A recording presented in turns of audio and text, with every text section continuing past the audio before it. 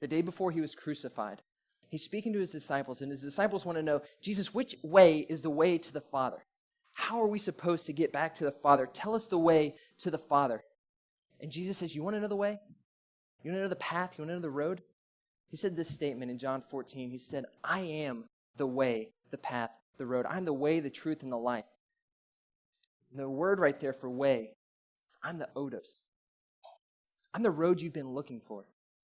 I'm the path you've been wanting to take. See, this is where Christianity is incredibly different from all other religions. All other religions say, work hard, try hard, meditate well, do good deeds, give your money away to the poor, all this sort of stuff. Christianity says you can't be good enough. Christianity says the king from the country of joy himself had to come and find us. All other religions say seek God, seek spiritual happiness, seek whatever is going to make you blessed and ultimately giving you lasting happiness. Christianity says you can't find it. We're too messed up on our own. We need the king from the country of joy to come and bring happiness to us. You think about it, this is what Christianity says. It says the road to God is paved with God. Or in the context of Psalm 1, the road to happiness, the road to blessedness is paved with Jesus.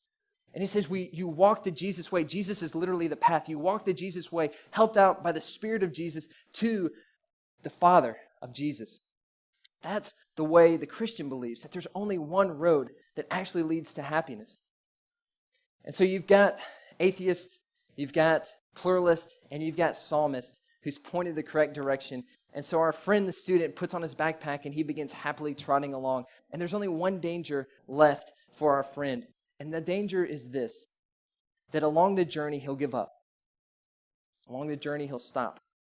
That he'll make it a little bit, but then he'll stop. Maybe he'll make it a part of the way and try and start over, and then try and start over and try and start over. The danger that I think that most of us face, the temptation most of us face, isn't atheism. We believe God's real. It's not pluralism. We know that it's only through Jesus that we're saved. The danger most of us face, the person we face becoming, is the apatheist. The person that believes there's God, but doesn't actually walk for him. This is the story of my life. And I want to tell you up front, God is absolutely the God of second chances, and third chances, and fourth chances. He's the God of chances. And he will give you the opportunity. If you're like, man, I tried God once and I couldn't walk, He will absolutely let you begin walking again in his presence. This is God's deepest desire. God's deepest desire for your life is to be in a relationship with him, walking on the Jesus road, and that is happiness. But still, many of us, we become like the apatheist, and we say, I'll walk for a little while, and then I just give up. I'll walk during the day, but at night, I'll act like I'm an atheist or a pluralist and find happiness and try and find pleasure in whatever way I can.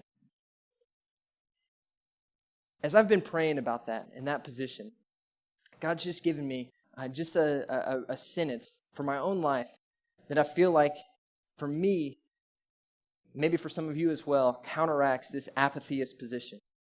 And it's this: if God is real,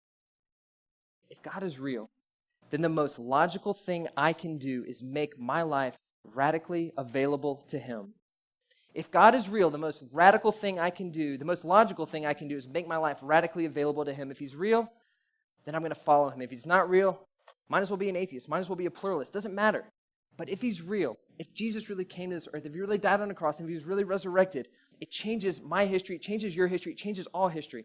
And the reality is, if he's real, if Jesus really did these things, if he is the way, if he's the only way to happiness, if Christianity is right, and this is the only way we can possibly walk and be lastingly happy, joyful, deeply content, blessed, like the Psalm says, if that's the way, then the most logical, the most reasonable thing I can do with my life is make my life radically available to God.